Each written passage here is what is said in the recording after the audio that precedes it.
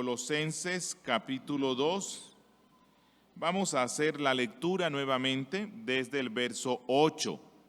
Es la sección que nos corresponde hoy. El apóstol Pablo dice: mirad que nadie os engañe por medio de filosofías y huecas sutilezas, según las tradiciones de los hombres, conforme a los rudimentos del mundo y no según Cristo.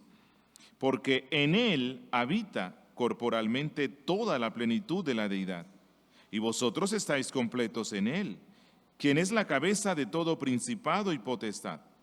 En él también fuisteis circuncidados, con circuncisión no hecha a mano, al echar de vosotros el cuerpo pecaminoso carnal en la circuncisión de Cristo, sepultados con él en el bautismo, en el cual también fuisteis resucitados con él, mediante la fe en el poder de Dios, que le levantó de los muertos, y a vosotros, estando muertos en pecados y en la incircuncisión de vuestra carne, os dio vida juntamente con él, perdonándoos todos los pecados, anulando el acta de los decretos que había contra nosotros, que nos era contraria, quitándola de en medio y clavándola en la cruz.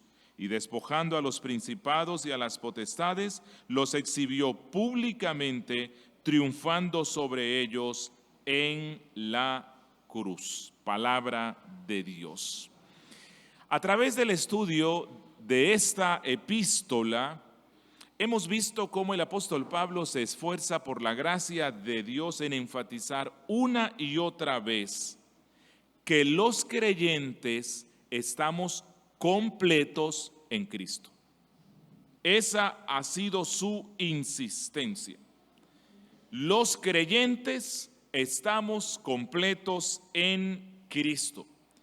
Y esto se desprende de la doctrina sobre Cristo que nos ha estado enseñando el apóstol. Él nos ha mostrado una y otra vez quién es Cristo y ha insistido en mostrarnos la supremacía de Cristo. Y él ya nos dijo que Cristo es supremo porque en él habita toda la plenitud de Dios, y si en él habita toda la plenitud de la deidad, entonces él es suficiente para salvar. Que no necesitamos de nadie ni de nada más. Y Pablo nos ha estado enseñando la verdad acerca de Cristo y la verdad acerca de la completud o la perfección de nuestra salvación. Pero Pablo no solo en esta epístola nos habla positivamente la verdad. No sé cuántas veces han escuchado a hermanos bien intencionados que dicen: no tenemos que andar denunciando a lo falso, hablemos la verdad y será suficiente. Ok, es la principal responsabilidad de los pastores y la iglesia anunciar la verdad. Pero el apóstol Pablo en esta carta también nos muestra que es importante hablar en contra de la mentira, denunciando el engaño, y ya lo hemos visto antes. Y en esta sección el apóstol Pablo advierte a los creyentes acerca de lo que él llama filosofías. Y desde ya quiero aclarar algo. Aquí Pablo no está hablando en contra necesariamente de la filosofía griega, de la filosofía medieval, de la filosofía moderna. No, cuando usa aquí el término filosofías, se refiere a esa mezcla de doctrinas erráticas que estaban enseñando los falsos maestros en Colosas. Así que en medio de unas declaraciones positivas de la gran verdad de quién es Cristo y quiénes somos en Cristo, el apóstol Pablo entonces combate a los falsos maestros. Los combate advirtiendo acerca de sus falsas doctrinas y los combate exaltando quién es Cristo y quiénes somos en él, que a causa de la unión que tenemos con Cristo, en él encontramos la plenitud del perdón, la plenitud de la libertad, encontramos plenitud, que todas las cosas que necesitamos vienen con Cristo, que Él viene con el paquete completo y no necesitamos de nada más. Y Pablo dice esto porque precisamente los falsos maestros estaban enseñándole a los cristianos en Colosas que ellos necesitaban algo más para encontrar la plenitud de la vida cristiana. Hoy vamos a estar viendo la unión con Cristo y su plenitud en el creyente. La unión con Cristo y su plenitud en el creyente. Y la estructura es bastante sencilla. Usted puede verla allí en el texto. ¿Qué encontramos en el versículo 8? Unas advertencias que nos da Pablo, ¿verdad? Así que la primera parte es una falsa enseñanza para evitar. Luego en los versos 9 al 10, ¿de qué habla Pablo? Bueno, de la unión del divino Cristo con el cristiano.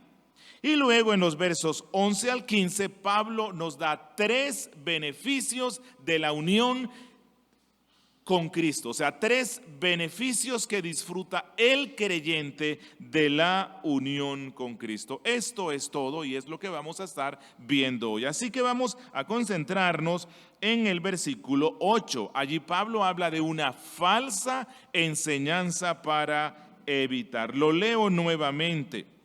Mirad que nadie os engañe por medio de filosofías y huecas sutilezas, según las tradiciones de los hombres, conforme a los rudimentos del mundo y no según Cristo. Este texto, para comprenderlo mejor, lo voy a relacionar con unos textos que ya hemos visto. Miren el verso 4 del capítulo 2. Pablo dice, y esto lo digo para que nadie os engañe con palabras persuasivas.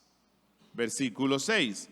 Por lo tanto, de la manera que habéis recibido al Señor Jesucristo, andad en Él, arraigados y sobreedificados en Él y confirmados en la fe, así como habéis sido enseñados, abundando en acciones de gracias. Mirad que nadie os engañe por medio de filosofías y huecas sutilezas, según las tradiciones de los hombres, conforme a los rudimentos del mundo y no según Cristo. Aquí Pablo le dice a los creyentes, qué lindo conocer la doctrina de Cristo. Qué lindo cantar estos himnos sobre Cristo. Pero recuerden, ustedes están en medio de un mundo malo. Están en medio de un mundo donde surgen falsos maestros, los cuales se introducen con sus perversas doctrinas en la iglesia de Cristo. Por lo tanto, no pueden estar confiados.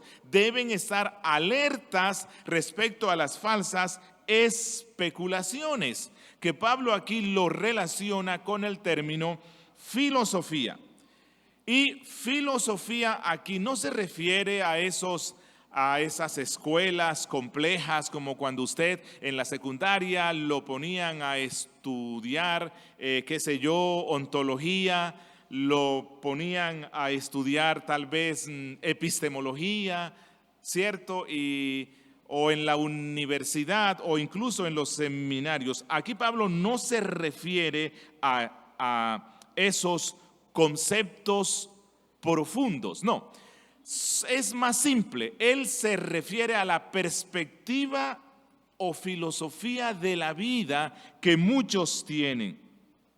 Y entonces Pablo dice, hay algunos maestros que están combinando algo de cristianismo con algo de judaísmo, con algo de paganismo, y son expertos en el uso de la palabra, pero no son más que elucubraciones, es decir, palabras vacías, huecas, cosas que no sirven para nada. Es algo que no ofrece nada real, algo vano. Y entonces Pablo dice, ojo con estas cosas. Y Pablo nos da 3 características que identifican esta falsa filosofía o estas enseñanzas huecas. Conozcámoslas porque hoy día también nos estamos enfrentando con esas cosas que nos sirven. La primera característica que nos da Pablo de esta falsa filosofía es que es según las tradiciones de los hombres. Según las tradiciones de los hombres. Es decir, esto es algo construido por el hombre. Esto es algo hecho por el hombre. Esa enseñanza no está fundamentada en la palabra de Dios. No se basa en la palabra de Cristo.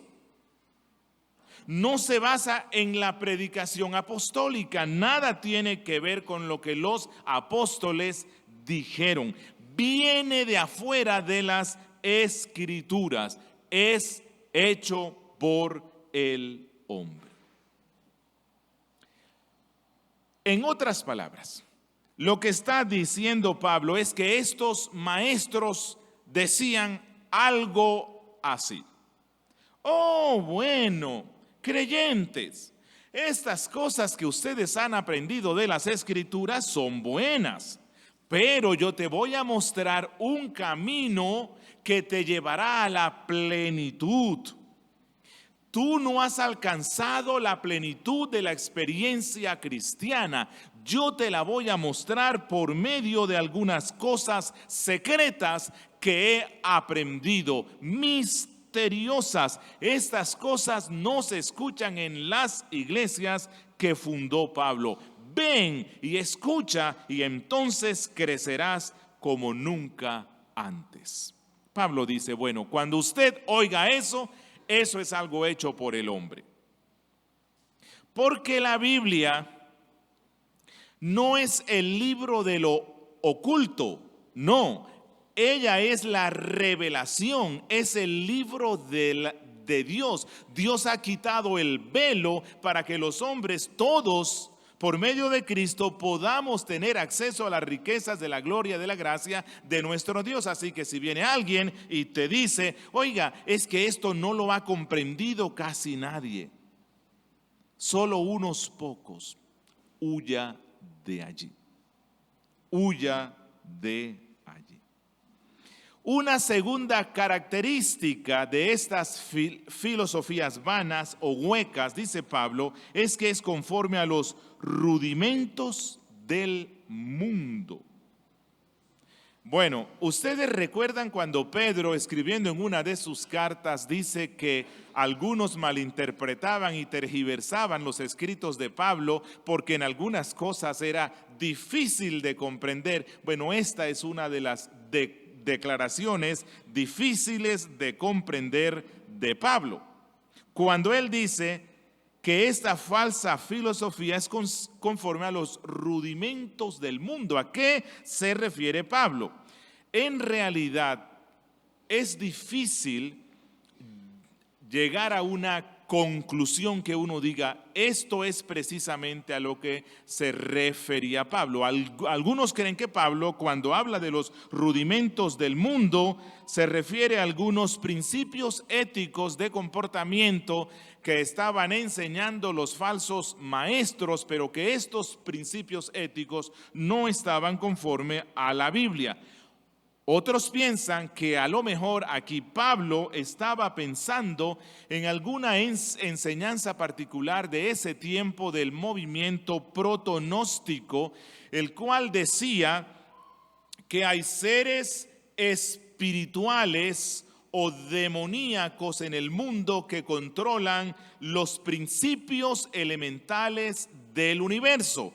Por ejemplo, que controlan las estrellas, que controlan al sol, a la luna, y luego esas estrellas controlan nuestras vidas, y que ellos tenían la capacidad de controlar a los espíritus que controlaban a las estrellas, que controlaban nuestra vida. Es decir, ellos te iban a enseñar la técnica para que tú controlaras tu destino. Si sigues mi conocimiento secreto, si sigues mi ritual secreto, ejercerás poder sobre esos poderes espirituales que controlan todo, y entonces controlarás tu vida. Bueno, lo que está diciendo Pablo es, creyente, En Cristo está la plenitud de todo. Él es Dios, Él lo controla todo. Por lo tanto, Él está por encima de los demonios, está por encima de las estrellas, está por encima del sol y de la luna. Por lo tanto, todo lo que necesitas para que tengas un destino bueno es a Cristo y nada más. Y la tercera característica de esta falsa filosofía es que no están conforme a Cristo, es decir, no es según Cristo. No está a la altura de Cristo, o tal vez ellos estaban en contra del evangelio de Cristo, en contra de lo que Pablo había enseñado. A lo mejor contradecían la suficiencia de la obra redentora de Cristo. Afirmaban que debían aprender algo más además de Cristo. Y entonces Pablo dice, eso no coincide con Cristo. Y si no coincide con Cristo, y si no está centrado totalmente en Cristo, es una falsa filosofía, es una enseñanza vana, es una práctica vana, y el resultado va a ser desastroso. Por lo tanto, Pablo dice, creyente, está atento a las especulaciones que hay en el mundo religioso y recházalas con toda tu alma. En segundo lugar, el apóstol Pablo en los versos 9 al 10 nos habla acerca de la unión de Cristo y el creyente y cómo esto sirve para rechazar a los falsos maestros. Miren lo que dice Pablo.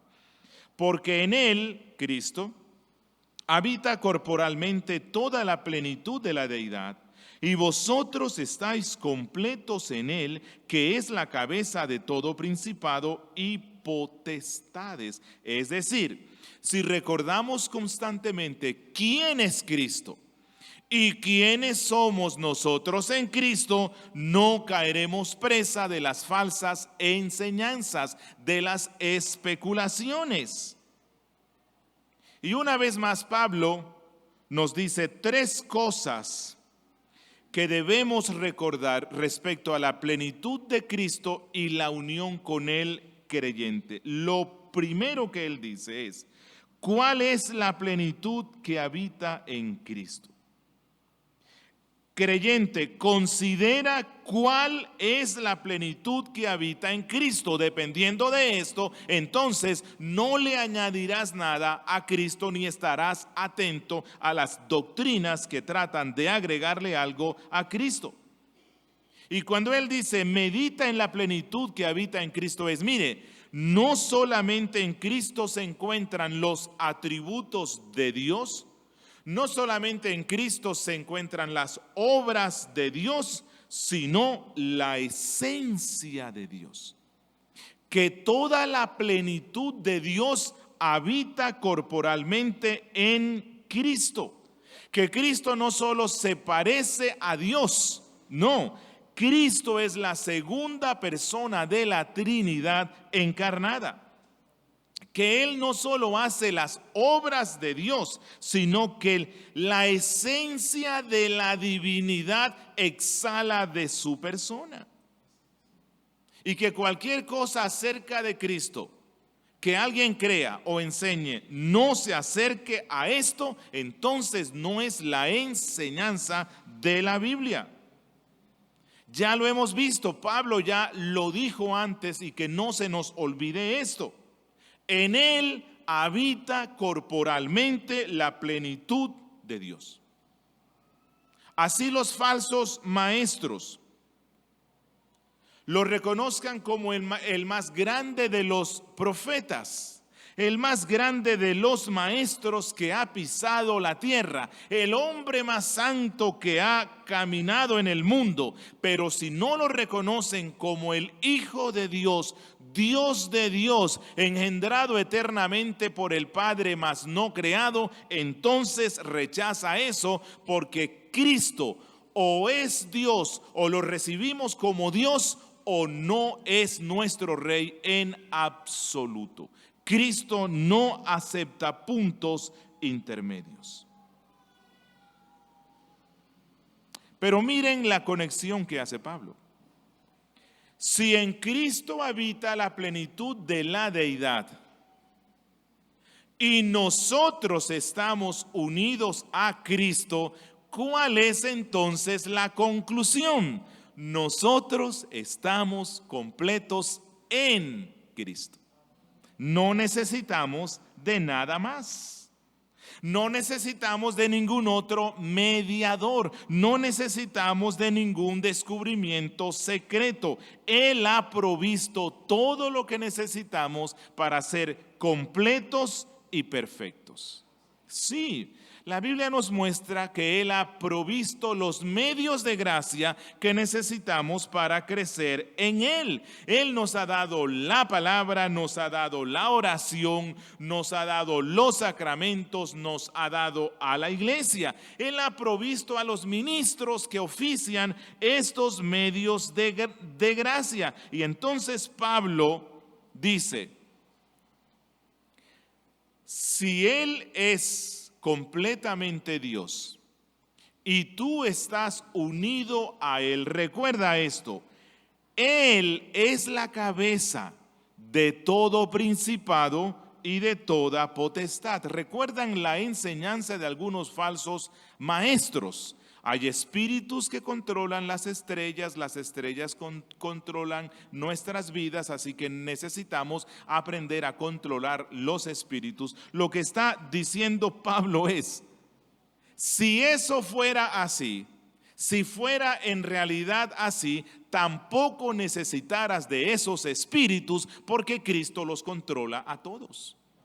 Él es la cabeza sobre todo principado y potestad, que todo, absolutamente todo en este mundo está bajo la autoridad de Cristo. Usted no necesita consultar el horóscopo. Diría Pablo, el día de hoy. ¿Por qué razón? Porque si fuera cierto lo de todo esto,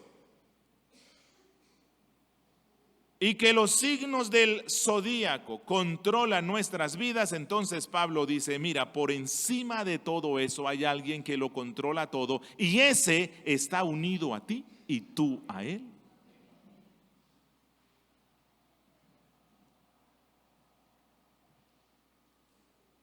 Y cuando Pablo dice que Él es la cabeza sobre toda autoridad y potestad, Pablo está exaltando el señorío de Cristo.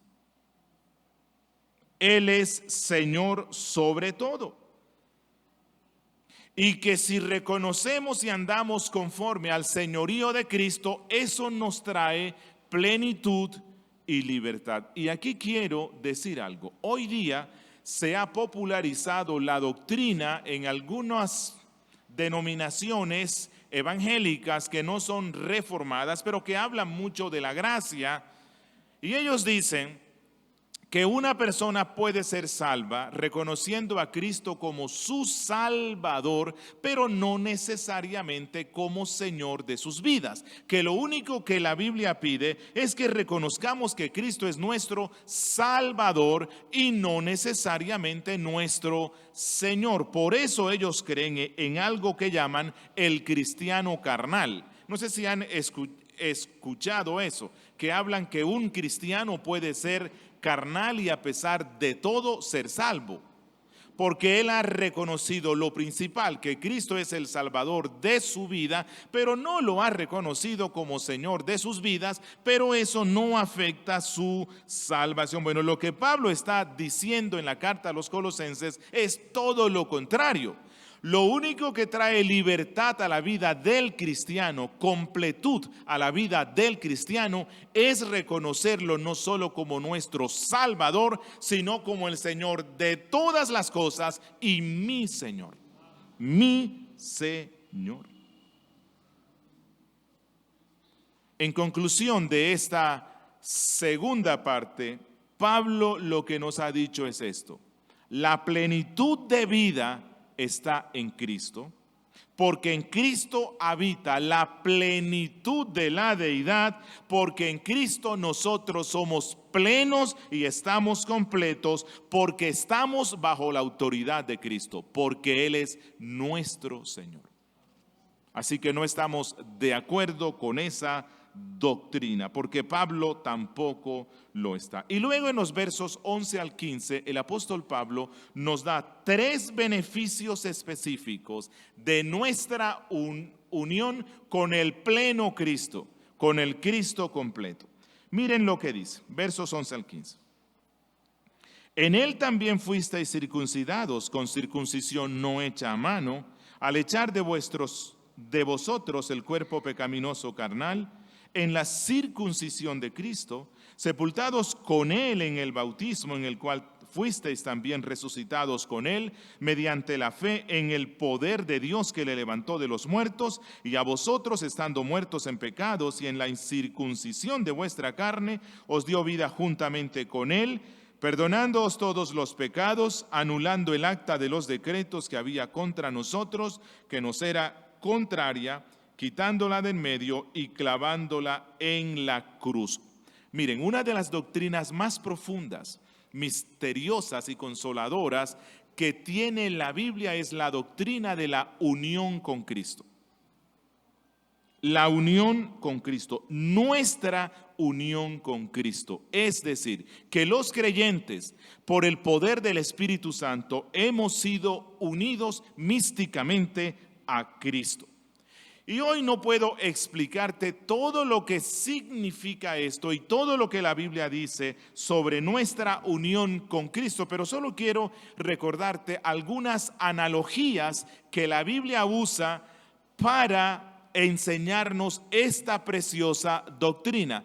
Recuerdan que Cristo en el Evangelio de Juan dice: yo soy la vid y vosotros las ramas.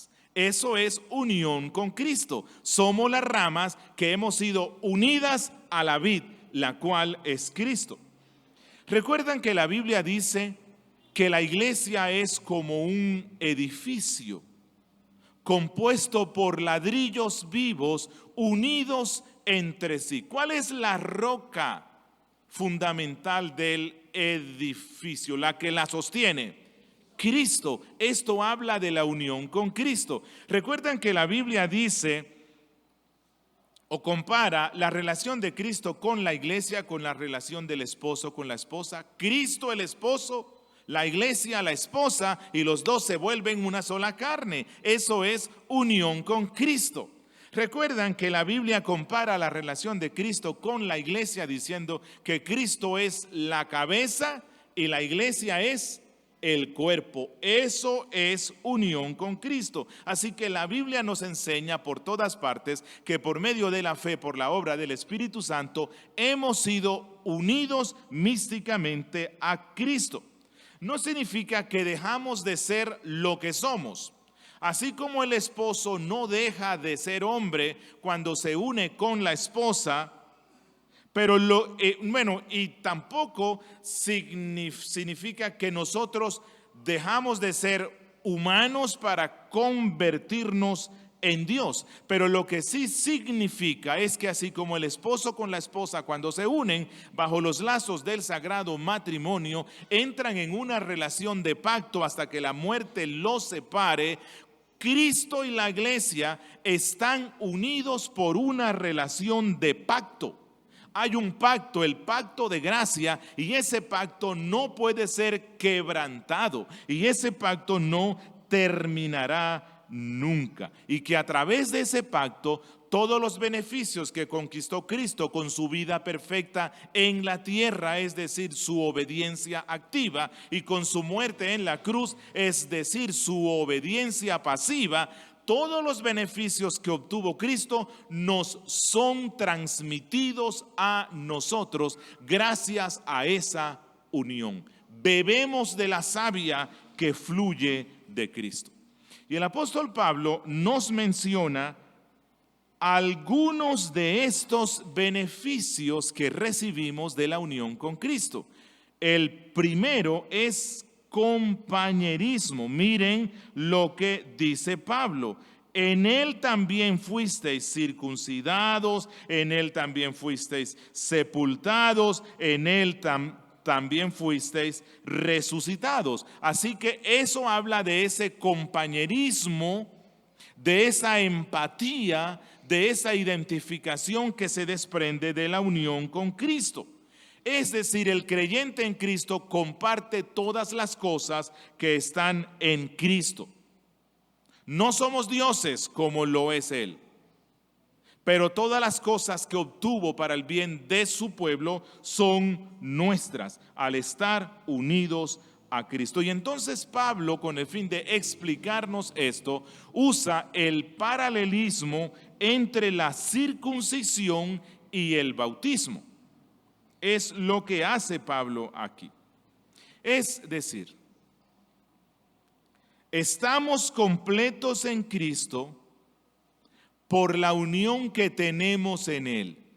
Y aquellas cosas que Dios buscaba a través de la circuncisión de la carne en el pueblo antiguo de Israel, Dios la conquistó para su pueblo por medio de Cristo, y estas cosas nos son dadas cuando estamos unidos a Cristo. ¿A qué apuntaba la circuncisión en el Antiguo Testamento? La circuncisión de la carne. ¿Cuál era la enseñanza espiritual más importante? La regeneración, la circuncisión de nuestros corazones, que los hombres abandonaran el pecado. Pero el pueblo de Israel no lo pudo hacer, o por lo menos la mayoría del pueblo no lo pudo hacer, porque aunque estaban circuncidados en la carne, se necesitaba la obra de la regeneración del Espíritu Santo. Algunos estaban circuncidados en la carne, pero no en el corazón. Por esa razón desobedecían una y otra vez la ley santa de nuestro Dios hasta que Dios los abandonó. Ahora los creyentes no somos admitidos a la Iglesia Universal de Cristo, al verdadero Israel, como le llama Pablo, o al Israel espiritual por un rito externo de la carne, ni siquiera por el bautismo. Somos recibidos en el nuevo Israel por medio de la regeneración, al ser regenerados por el Espíritu Santo. Y estos que nacen así por el Espíritu Santo, luego reciben la señal externa del bautismo en agua, lo cual es un testimonio externo de la conversión y la transformación. Este texto, mis hermanos, ha sido usado frecuentemente por nuestros hermanos reformados que practican el bautismo de los niños como una forma de comprobar que, como Pablo aquí menciona la circuncisión y menciona el bautismo, entonces el bautismo, según ellos, es la continuación de la circuncisión, y entonces ellos dicen que así como los padres bautizaban a los niños recién nacidos, circuncidaban a los niños recién nacidos como señal de que nacieron en el pueblo del pacto, igualmente la iglesia cristiana debe bautizar a los niños recién nacidos como señal de que nacen dentro del pacto. Esto es lo que ellos dicen, y aunque tenemos un gran aprecio por los próceres de la Reforma como Calvino, como los puritanos y muchos más, no estamos de acuerdo con ellos en la interpretación que hicieron de este texto al llegar a las conclusiones del paidobautismo o el bautismo de niños. A la luz del texto que ya lo hemos visto y del contexto, Pablo lo que está haciendo aquí es una oposición. Él opone la práctica carnal de la circuncisión con la regeneración, con la verdadera fe. Los falsos maestros que estaban entrando a la iglesia de Colosas estaban requiriendo de los creyentes que se circuncidaran en la carne para que pudieran recibir más bendiciones espirituales, porque Cristo no era suficiente. Pero Pablo afirma: debido a que estamos unidos a Cristo por medio de la fe, entonces en Cristo hemos recibido la verdadera circuncisión, que es la del corazón, en la regeneración. El Espíritu nos regenera en virtud de la obra de Cristo. Y en la regeneración echamos fuera el cuerpo pecaminoso carnal, echamos fuera, se quiebra el reinado del pecado y el dominio del mal ha sido extirpado por el Espíritu Santo. Y el bautismo lo que hace es representar esa obra interna que el Espíritu Santo ha efectuado en nuestras vidas. Por lo tanto, bautizar a alguien en el cual el Espíritu Santo no ha hecho eso es como practicar la circuncisión en el Antiguo Testamento, pero la Biblia una y otra vez insiste que eso era una sombra. Ahora tenemos la realidad. Y la realidad es esto de lo que Pablo habla: el Espíritu circuncidando el alma, el corazón. En el Antiguo Testamento, la iglesia judía practicaba la circuncisión sobre los niños varones, porque ellos allí entraban a formar parte del Israel carnal, del Israel según la carne. Pero en el mejor pacto, e insisto en esto porque esto es clave y esta es una de nuestras doctrinas fundamentales, solo bautizamos creyentes, no a los niños. En el mejor pacto, en el nuevo pacto, en el Nuevo Testamento, no se practica el bautismo o el rito externo sobre los hijos de los creyentes, porque ahora el bautismo sí se aplica sobre los niños, pero ¿sobre cuáles niños? ¿Recuerdan lo que le dijo Cristo a Nicodemo en Juan 3? ¿Cómo se entra al reino de los cielos? Naciendo de nuevo. ¿Cómo se le llama a alguien que recién nace? Niño. Y a estos que recién nacen en la fe por el Espíritu, no por la carne, Cristo fue claro, no por voluntad de varón. La fe no es algo que recibimos por la sangre, no, es por el Espíritu de Dios. Y a estos que nacen así en la fe se les aplica la señal externa, que es el bautismo, pero no a los niños que nacen según la carne, es a los niños que nacen según el Espíritu. Todas las veces que la Biblia menciona el bautismo, lo hace sobre la base de la fe. Si no hay fe, no hay bautismo. Y aquí hay una clara diferencia entre la circuncisión en el Antiguo Testamento y el bautismo en el Nuevo, aunque Pablo establece algunas comparaciones entre los dos ritos. Pero vamos a dejar este punto y regresemos al punto central de lo que Pablo quiere decir. ¿Cuál es el punto principal que viene desarrollando Pablo? Que cuando somos bautizados en respuesta a la verdadera fe y la regeneración, estamos testificando nuestra unión con Cristo. El bautismo es un testimonio de que hemos sido unidos a Cristo. Y dice Pablo que compartimos con Él entonces su sepultura, que así como Él fue sepultado y nosotros somos sepultados en las aguas del bautismo, por eso la inmersión total del cuerpo es la mejor forma de practicar el bautismo. Y que así como Él fue resucitado, nosotros cuando somos sumergidos en las aguas y luego somos levantados. Eso estamos significando que con Cristo hemos resucitado para una nueva vida. Que así como Cristo experimentó eso, como estamos unidos a Él, nosotros por la fe también lo experimentamos. Hermanos, el bautismo es como cuando el esposo o la esposa, a mí me lo robaron, cuando tienen la argolla, que estamos unos que ya no la tenemos porque se ha vuelto muy peligroso, ¿verdad?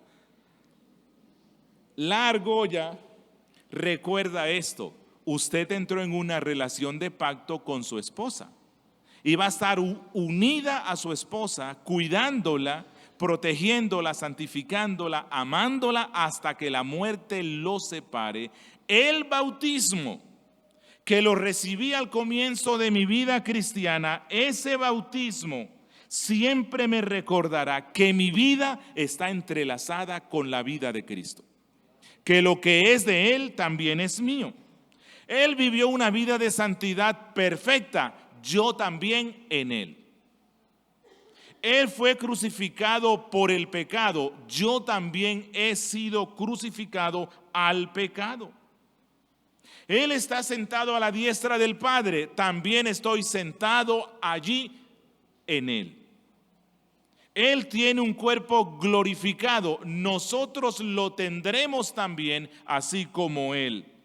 Él recibirá la herencia del Padre, yo también, porque Él la compartirá conmigo. Él vive para siempre, nosotros también viviremos para siempre con Él. Y todo esto es representado en el bautismo. Pasamos de muerte a vida, de ser ajenos al pacto a estar dentro del pacto, ajeno a las promesas a que las promesas sean mías. Y entonces Pablo concluye diciendo que por medio del bautismo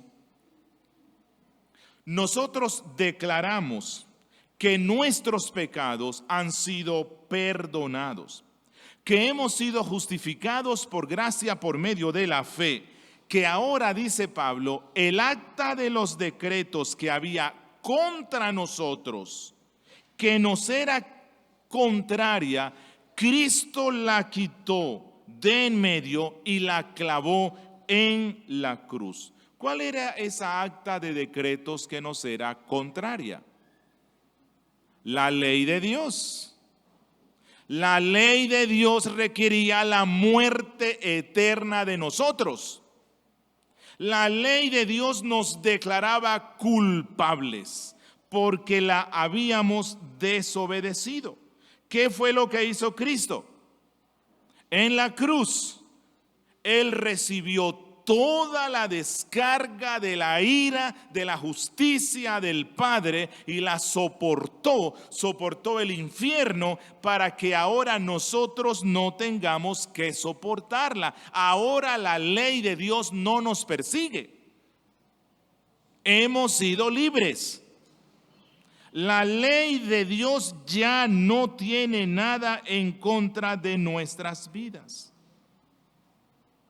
Y dice Pablo que así como Él venció a los principados y potestades, los cuales se oponían a Dios, en Cristo también nosotros los hemos vencido. Por eso no le tenemos miedo a Satanás. Eso sí, nos volvemos inteligentes en conocer sus astucias, porque Él anda como león rugiente buscando a quien devorar. Pero Satanás y todos los espíritus malos que se oponen a Dios y a Cristo han sido vencidos por Él en la cruz. Por eso no necesitamos ningún poder místico. No necesitamos que alguien venga y nos ponga las manos y empecemos a temblar para decir que hemos recibido un poder especial para vencer al diablo. Al diablo lo venció el hombre más fuerte y el hombre más fuerte es Cristo. Y nosotros en Él. En conclusión, lo que dice Pablo es esto, y ya voy a finalizar. Si abrazamos a Cristo por medio de la fe, todos los beneficios de la unión con Cristo serán nuestros. Si abrazamos a Cristo por medio de la fe, todos los beneficios que Cristo conquistó para su pueblo son nuestros. Eso es, en resumen, lo que hemos dicho en estos 42 minutos. Es decir, si rechazamos a Cristo y su señorío tratando de complementarlo con algo, no recibiremos todos los beneficios que están almacenados en él. Eso es lo más importante que quiero que te lleves hoy. Y otra cosa más. Te pregunto, ¿estás guardando tu corazón en contra de las falsas enseñanzas? O tal vez eres de los creyentes que les gusta leer cualquier libro sin examinar antes qué es lo que la persona cree. O ir a una conferencia que suena muy impactante y no investigas antes quiénes son ellos, qué es lo que ellos van a enseñar. Recuerda, el mercado de las sutilezas dentro del cristianismo es más grande hoy que en el siglo I. El mercado de las falsas filosofías y las especulaciones hoy día es más fácil de accederlo que en el tiempo de los colosenses. En el tiempo de los colosenses los maestros tenían que ir a cada pueblo. Hoy día no. Hoy día usted puede buscarlos por el internet y usted tiene acceso a todos ellos.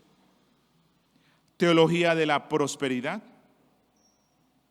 neomisticismo, metafísica, meditación trascendental, sanidad interior, guerra espiritual mística, angeleología, regreso a las raíces hebreas, legalismo religioso, liberalismo. Todo esto está en el mercado de las falsas filosofías y ellos se volvieron especialistas en buscar a cristianos incautos. Que Dios nos ayude. Conocer quién es Cristo y lo que somos en Él nos librará de los falsos maestros. Amigo, recuerda que te lo he dicho. Si no tienes a Cristo y solo a Cristo como el Salvador y Señor de tu vida, no tienes nada. O si tienes algo, la ira de Dios que está en contra tuya. Los decretos de la ley de nuestro Dios que te persiguen, hasta que un día te llevarán al infierno. Al infierno no te llevarán demonios, no, te llevará la ira de Dios. Pero hoy has oído el Evangelio. En Cristo está todo lo que necesitamos. Ven a Él, confía en Él y serás salvo. Oremos. Padre nuestro que estás en los cielos, Señor eterno, gracias por tu palabra expuesta el día de hoy. Gracias por el Evangelio, gracias por la suficiencia y la plenitud de Cristo. Y gracias porque nos has dado esa gracia tan maravillosa de poder creer en Él. Ayúdanos a estar arraigados en Él, cimentados en Él. Y bendice a los amigos que me escucharon hoy. Dales el don de la fe y tráelos a Cristo. Gracias, Padre, en Cristo Jesús. Amén.